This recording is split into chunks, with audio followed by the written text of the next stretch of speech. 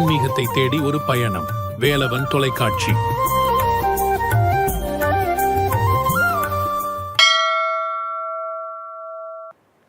உமைப்பாகார்ந்த தில்லை பரமேஸ்வருடைய திருப்பாத கமலங்களை பணிந்து வேலவன் டிவி ஆன்மீக அலைவரிசை வாயிலாக உங்கள் அனைவரையும் சந்திப்பதில் அகமகிழ்வு அடைகின்றேன்.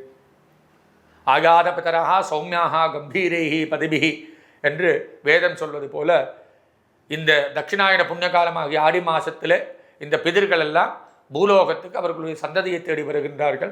அவர்களுக்கு வருகின்ற அந்த பிதிர்களுக்கு தென்புலத்தார் வழிபாடு, எள்ளும் தண்ணீர் மறைத்து வழிபாடு செய்கிற பொழுது அந்த வழிபாட்டினாலே அந்த பிதிர்கள் சந்தோஷம் அடைகின்றார்கள், பெருமை அடைகின்றார்கள். எங்களுக்கு தீர்காயுத்வம் என்கிறதாகிய ஆயுள் விருத்தியையும் நேர்மறையான சததாரதம் என்கிறதாகிய நேர்மறை எண்ணங்களை கொடுக்கிறார்கள். இறைவனை வழிபடுகிற பொழுது பணத்தை கொடு, வீட்டை கொடு, காசை கொடு என்று நாம் கேட்கப்படாது. அவ்வாறு கேட்டிருந்தால் நன்றாக நினைத்து பாருங்கள். இன்றைக்கு போய் நான் முருகப்பெருமானை வணங்கி, முருகப்பெருமானை எனக்கு ஒரு வீடு கொடு, முருகப்பெருமான் வீடு கொடுத்துட்டார். நாளை மறுதினம் போய் முருகப்பெருமானை எனக்கு ஒரு கார் கொடு, முருகப்பெருமான் கார் கொடுத்துட்டார்.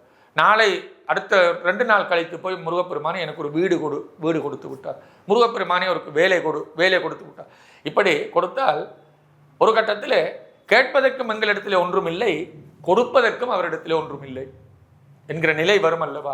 எனவே இறைவனிடத்தில் நாம் எதை வேண்டும் என்றால், எனக்கு நல்ல நேர்மறை எண்ணத்தை கொடு இறைவா என்றுதான் வேண்ட வேண்டும். வேண்டத்தக்கதை அறிவோயினி வேண்ட முழுதும் தருவோயின் என்று அப்பர் சுவாமிகள் சொன்னது அதனைத்தான். வேண்டத்தக்கதை அறிவோயினி என்றால், நான் எதனை வேண்ட வேண்டும் என்பது உனக்குத்தான் தெரியும், நான் எதுவும் அறிய மாட்டேன். அவ்வாறு நான் வேண்டத்தக்கதை வேண்டினால் இறைவன் அதை எனக்கு முழுவதுமாக கொடுத்து விடுகிறான். எனவே இறைவனிடத்தில் நாம் போய் வேண்ட வேண்டியது நல்ல தீர்காயுத்வம், நல்ல ஆயுளை கொடு, நல்ல ஆரோக்கியத்தை கொடு இறைவா என்பதும், அதுபோல நல்ல நேர்மறை எண்ணங்களை கொடு, பாசிட்டிவ் ஆட்டிடியூட் என்று ஆங்கிலத்தில் சொல்லுவார்கள். இந்த நேர்மறை எண்ணங்கள் என்னிடத்தில் வந்துவிட்டால் அந்த நேர்மறை எண்ணங்களை கொண்டு நான் இறைவனிடத்திலே கேட்டுக்கொண்டிருக்காமல் நல்ல கல்வியை பெறுவேன், நல்ல கல்வியை பெறுகிறதுனால நல்ல உத்தியோகத்தினை பெறுவேன், அல்லது நல்ல தொழிலை ஆரம்பிப்பேன், நல்ல முறையிலே நல்ல அறிவினை கொண்டு நல்ல தொழில் செய்கிறதுனாலே நல்ல சம்பாத்தியத்தினை பெறுவேன். அந்த சம்பாத்தியத்தினை கொண்டு எனக்கு வேண்டிய வீடு, வாசல், கார், நிலம், புலம், பூமி இவை எல்லாவற்றையும் நான் வாங்கி விடுவேன். எனவே இறைவனிடத்திலே நாம் வேண்ட வேண்டியது என்னென்று கேட்டால், நல்ல ஆரோக்கியத்தை கொடு இறைவா, நல்ல நேர்மறை எண்ணங்களை கொடு என்பதுதான் நம் இறைவனிடத்திலே வேண்ட வேண்டுமா? இவ்வாறு இந்த பிதிர் வழிபாடு செய்கிறதுனாலேயும் இறை வழிபாடு செய்கிறதுனாலேயும் எங்களிடத்தில் இந்த நேர்மறையான எண்ணங்கள் மிகுந்து அந்த நேர்மறை எண்ணங்களின் வாயிலாக நாம் வாழ்க்கையிலே உயர்வு பெறுகின்றோம். இந்த உயர்வு எங்களுக்கு பிதிர்களுடைய இந்த வழிபாட்டினாலே கிடைக்கின்றது. இதில் பிதுகு பிதாமக பிரபிதாமகர் என்று சொல்லுவார்கள். தந்தை, பேரன், பூட்டன். அதாவது எப்படி சொல்லுவார்கள் என்றால், தந்தை தாய், பேரன் பேர்த்தி, பூட்டன் பூட்டி, ஓட்டன் ஓட்டி, சேயோன் சேயோள், பரன் பறை என்று 7 தலைமுறைக்கு சொல்லுவார்களாம். ஒருவர் தன்னுடைய பரன் பறையை அறிந்து கொள்ள வேண்டும். அந்த பரன் பறையில் இருந்து வந்ததுதான் பரம்பரை என்று சொல்லுவார்கள். நாம் சில விளையாட்டாக சில நேரங்களிலே இல்லை அல்லது இன்னொரு இடத்துல எங்களுடைய பெருமையை சொல்கிற பொழுது, நான் எந்த பரம்பரை தெரியுமோ என்று நான் கேட்போம். ஆனால் பரம்பரை என்றால் என்ன என்று எங்களுக்கு புரியாது.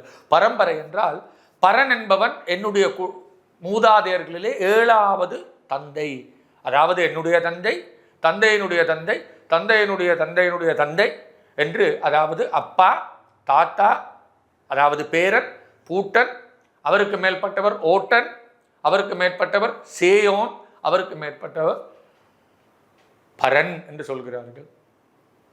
அப்போ அதிலே இருந்து அந்த பரன் என்றவர் சிவன் என்று எங்களுக்கு கொள்வர். சைவர்கள் சிவன் என்று கொள்வார்கள். எனவே எங்களுடைய பரம்பரை என்ன என்று கேட்டால், நாங்கள் சிவ பரம்பரை, சைவ பரம்பரை. ஆனதன்மையினாலே தான் இந்த உலகங்கனம் பறந்து வாழக்கூடிய அந்த மரபு சார்ந்த இனங்களிலே இந்த ஈழத்து சைவ மரபுக்கு ஒரு சிறப்பு இருக்கிறது. யாழ்ப்பாணம் என்று சொன்னால், ஈழத்து சைவ மரபு என்று சொன்னால் அதற்கு ஒரு பெருமை இருக்கிறது என்றால், அதற்கு காரணம் எங்களுடைய 7வது தந்தை பரனாகிய சிவன். பறை என்பவள் பராசக்தி, சக்தியாகிய பறை அம்பிகையை குறிக்கும். அப்போ என்னுடைய 7வது மூலபுருஷன் சிவனாகவும் 7வது மூலபுருஷி பறையாகவும் இருக்கிற பொழுது அந்த பரனும் பறையும் சேர்ந்துதான் பரம்பரை என்று சொல்லுவார்கள். அப்பேற்கொத்ததாகிய சிறப்பு வாய்ந்த ஒரு சைவ பரம்பரையில் வந்திருக்கக்கூடிய நாம் எல்லோரும் இந்த சைவ கலாச்சாரத்தில் பிசகாது இந்த சைவ நெறிமுறைகளிலே எங்களுடைய வண்ணை ஆறுமுக நாவலர் தந்த நல்லநகர் நாவலர் பெருமான் தந்த அந்த மரபு சார்ந்த வழிமுறைகளோடு நாம் வாழ்கிற பொழுது எங்களுடைய அந்த வாழ்வு பெருமை பெறுகிறது, சிறப்பு பெறுகிறது என்று கூறி எல்லோருக்கும் பேரின்ப பெருவாழ்வு கிடைக்க நல்வாழ்த்துகளும் நல்லாசிகளும் கூறி அமைகின்றேன். ஹரஹர நம பார்வதி பதகே.